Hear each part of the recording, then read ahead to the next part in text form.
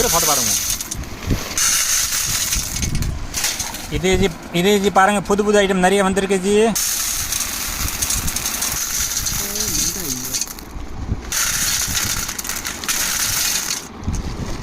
இது பாருங்க, ஷைனிங்காக இருக்கா பூ பாருங்க, ஒயிட் கலர் சூப்பராக வந்திருக்கு.